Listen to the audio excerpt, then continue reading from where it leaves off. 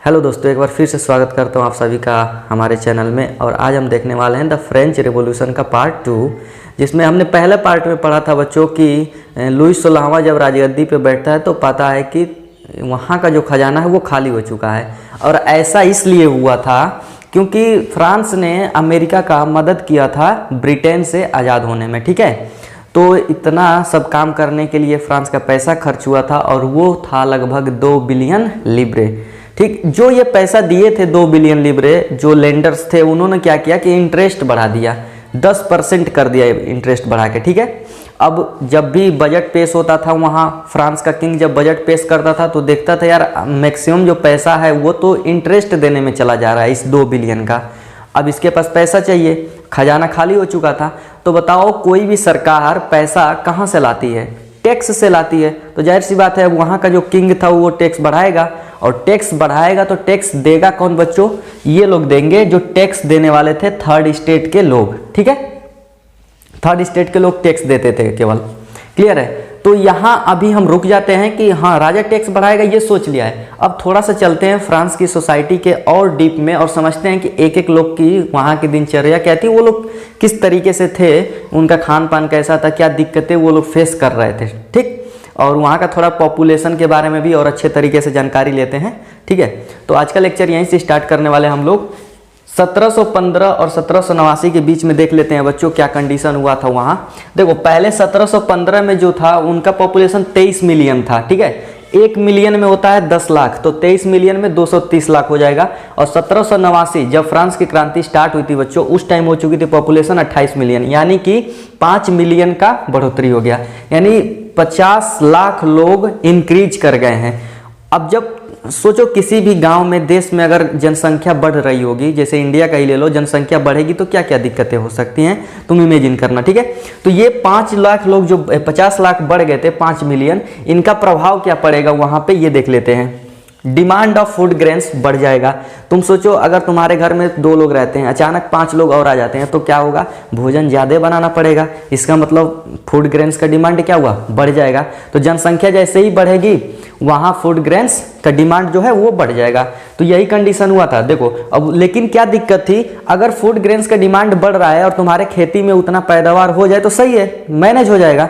लेकिन बच्चों वहाँ की जो खेती थी उसमें पैदावार उस रेट से नहीं हो पा रहा था जिस रेट से जनसंख्या बढ़ रही थी। देखो जनसंख्या ऐसे बढ़ रही है और खेती का पैदावार ऐसे है, तो ये ज़्यादा हो जाएगा और ये कम रहेगा। ठीक, तो दिक्कत होगा। अब बताओ जो फूड ग्रेन्स हैं उसका पैदावार कम हो रहा है, उनका प्रोडक्शन कम हो रहा है, तो दाम बढ़ेगा कि नहीं बढ़ेगा? किसी भी चीज़ की अगर कमी होती है तो उसका प्राइस बढ़ जाता है। ठीक है, जैसे तेल देख लो, पेट्रोल ले लो, अगर उसकी क्या है क्वांटिटी अब कम होगी धीरे धीरे, ठीक है, तो उसका प्राइस क्या होगा? बढ़ते जाएगा। ठीक, ऐसे आए दिन तुम देखते भी हो कि दाम बढ़ रहा है। तो जब दाम बढ़ेगा बच्चों तो वहाँ पे जो लोग भोजन करते थे वो स्पेशली ब्रेड होता था, जिसको स्टेपल डाइट के नाम से जाना जाता है। स्टेपल डाइट क्या था? जैसे हम लोग यहाँ पे डेली खाना जो यूज करते हैं खाने के लिए उसको बोलते हैं स्टेपल डाइट। तो वहाँ पे ब्रेड को यूज किया जाता था आमतौर पे खाने के लिए। अब इसका प्राइस बढ़ने लगा प्राइस बढ़ेगा तो कोई दिक्कत नहीं, अगर आपकी इनकम उस तरीके से है तो आप मैनेज कर सकते हैं। ठीक है, लेकिन इनकम पे क्या असर पड़ा ये देखो।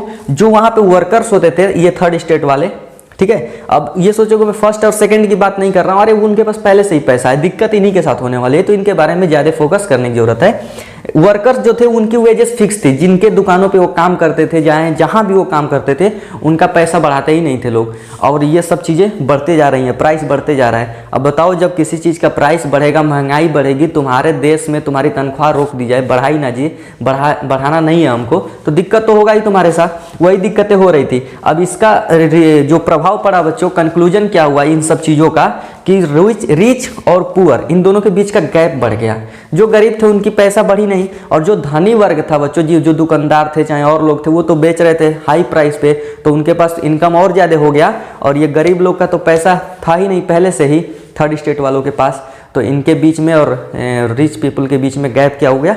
बढ़ते गया। ठीक है, तो यहाँ से ये चीज़ें हमने समझ लिया है कि पॉपुलेशन इंक्रीज कर गई। 1789 तक आते आते क्या क्या दिक्कतें वो लोग झेल रहे हैं। तो यहाँ से हम लोग ये समझ चुके हैं कि जो थर्ड स्टेट वाले लोग हैं उनके साथ प्रॉब्लम है खाने की लेकर, उनके यहाँ फूड ग्रेन्स नहीं है, उनके पास जो इनकम है वो बढ़ाई नहीं जा रही थी, ये सब चीज़ें।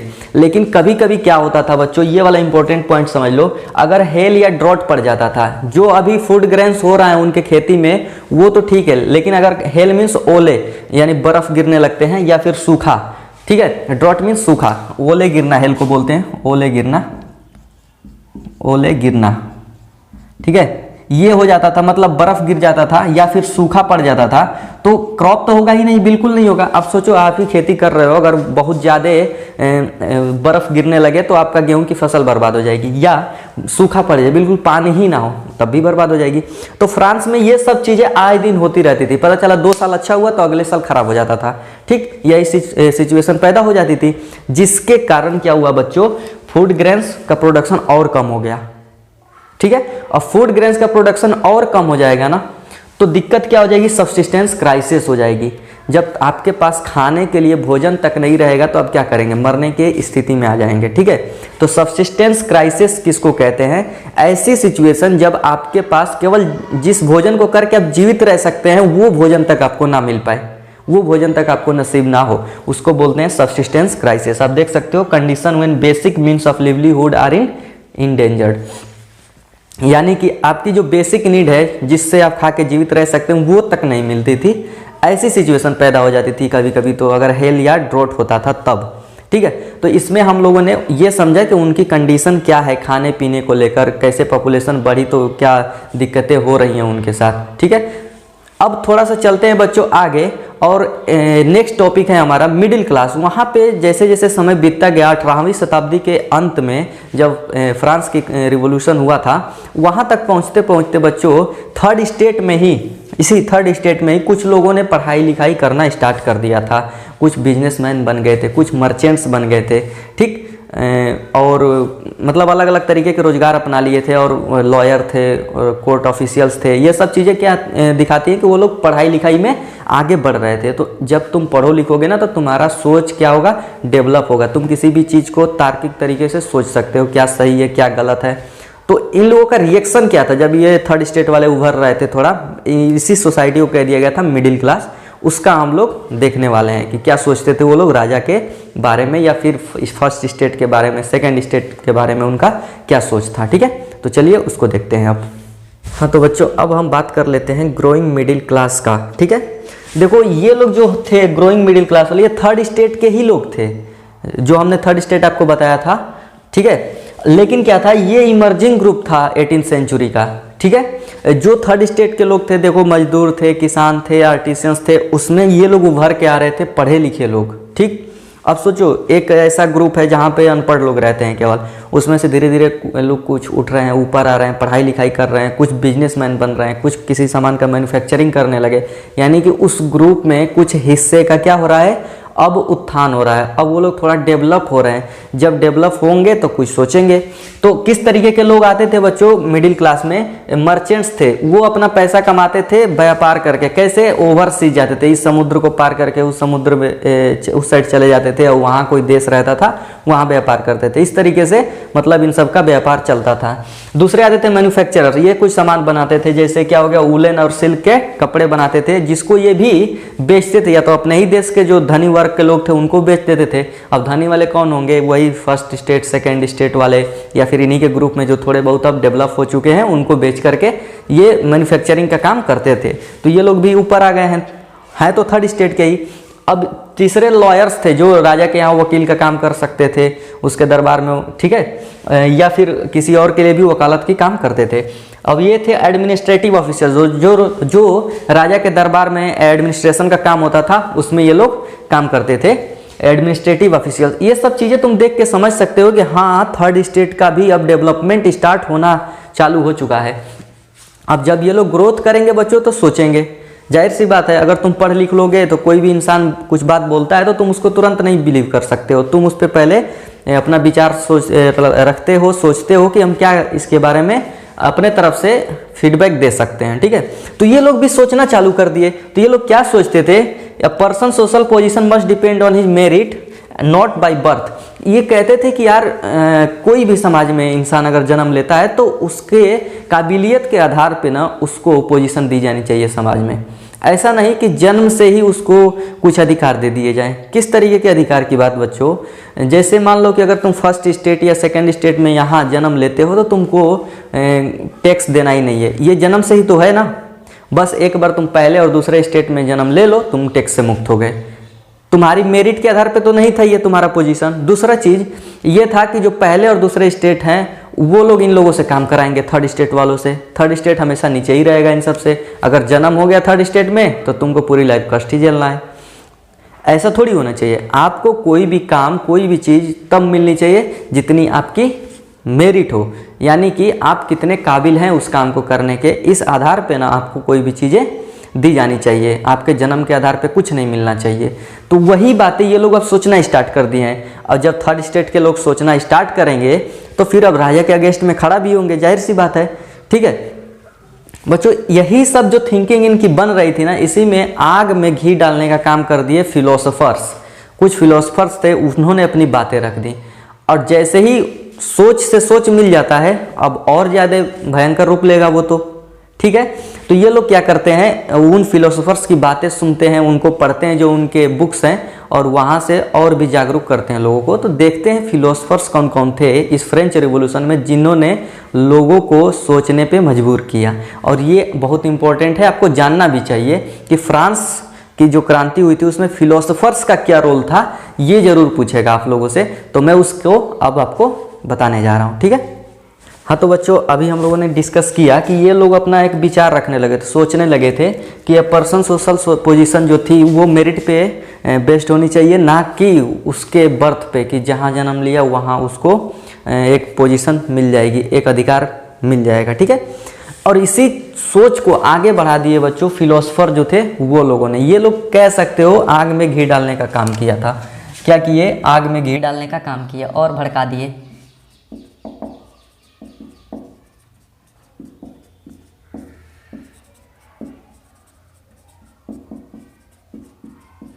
ये कैसे किए बच्चों, अपने अपने विचार रख दिए थे ना ये, तो लोग इनको पढ़ते थे, और जब पढ़ते थे तो उनका दिमाग और बत्ती की तरह खुलता था। ठीक, देखते हैं कि कौन कौन फिलोसोफर थे और क्या क्या बातें रखी थी। ये बहुत ज़्यादा इंपॉर्टेंट है आपके एग्जाम पॉइंट ऑफ व्यू से भी लेकर। जॉन लॉक पहला फिलोसोफर थे।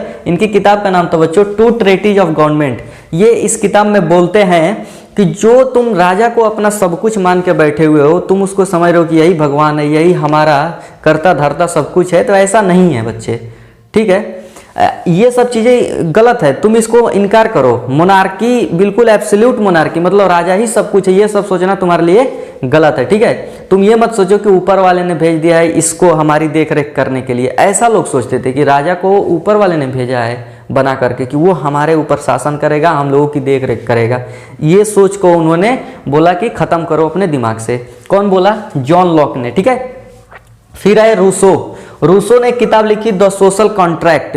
ये लिखे कि जो लोग होते हैं और जो उनके रिप्रेजेंटेटिव होते हैं उनके बीच में एक सोशल कॉन्ट्रैक्ट होना चाहिए। अब सोशल कॉन्ट्रैक्ट का मतलब समझने के लिए एग्जांपल लेते हैं, पार्लियामेंट इंडिया की जो है, हम अपने रिप्रेजेंटेटिव को क्या करते हैं, भेजते हैं वहाँ पार्लियामेंट में।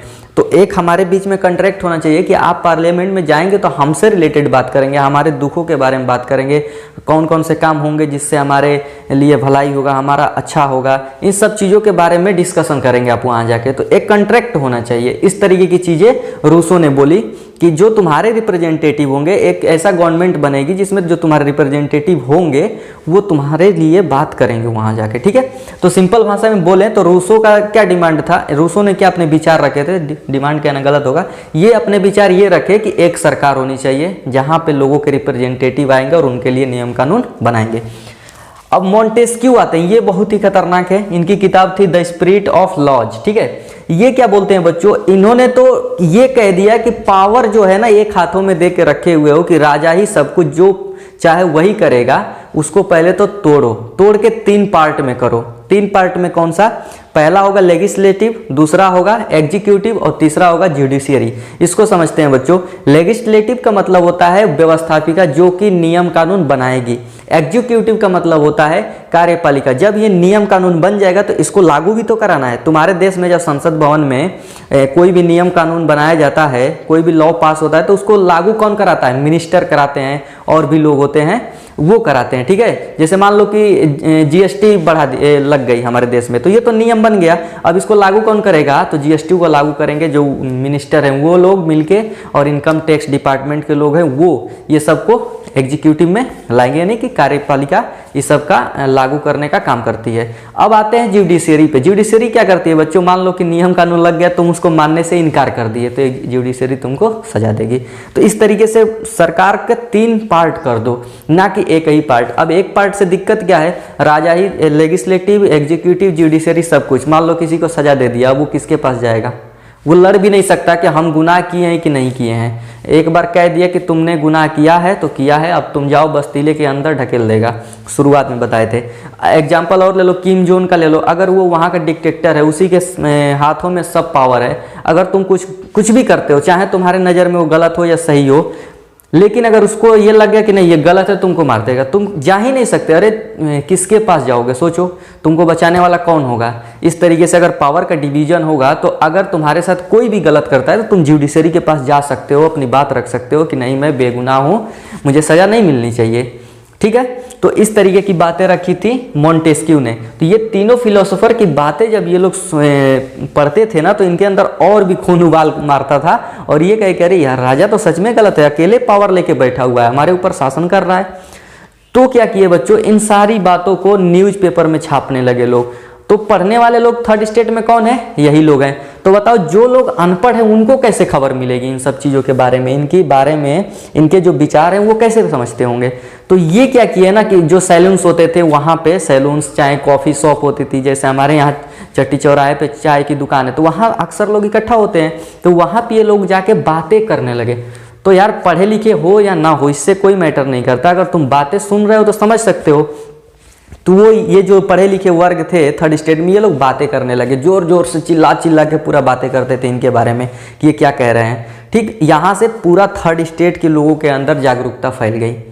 अब जागरूकता फैल गई तो ये लोग लड़ेंगे, जाहिर सी बात है, इनको एक पावर मिल गया है कि ये लोग भी हमारे साथ हैं, इनके विचार हमारे साथ हैं। तो अब क्या होगा? राजा टैक्स बढ़ाएगा, है कि नहीं? क्योंकि उसके पास तो खजाना खाली है। ये लोग एजुकेटेड हो गए हैं, बातों को समझ रहे हैं, सोचने की क्षमता डेवलप हो चुकी है। अब ये लोग उसकी बातें मानेंगे नहीं कि हमारे ही ऊपर क्यों, फर्स्ट स्टेट सेकंड स्टेट कहाँ गया, उसके ऊपर क्यों नहीं। तो बच्चों अब राजा मीटिंग बुलाएगा। ठीक है, तो वो मीटिंग बुलाएगा तो बात करेगा टैक्स की। अब ये लोग भी जाएंगे और देखते हैं कि क्या होगा। इस चीज़ को नेक्स्ट लेक्चर में। आज के लिए इतना ही। अगर आपको ये समझना है इस कहानी में कि जब टैक्स के लिए सब लोग इकट्ठा होंगे, राजा का दरबार खुलेगा, तो कैसे वहाँ पे परेशानियाँ या फिर कैसे ये थर्ड स्टेट वाले लोग रिएक्ट करते हैं राजा को, वो चीज़ें हम लेकर आएंगे नेक्स्ट लेक्चर में। तब तक के लिए बाय बाय, टेक केयर।